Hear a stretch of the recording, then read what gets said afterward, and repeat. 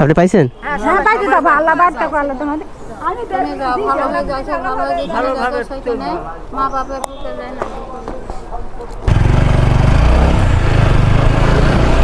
তো যাই হোক, তারা আমাকে দেখে আমাদেরকে কিছু দিয়ে যাও। আসলে কাছে তো আর অত টাকা থাকে না, প্রত্যেক দিন ওইভাবে টাকা নিয়ে বের হওয়া যায় মানে হয় না, যার কারণে তাদেরকে সান্ত্বনা দেওয়ার মতো 10 টাকা করে দিলাম।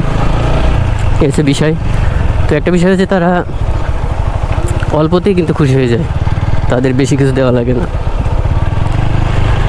কিন্তু আমাদের মন মানুষের এতই খারাপ যে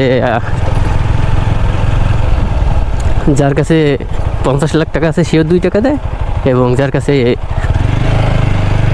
50 টাকা আছে সেও 2 টাকায় দেয়।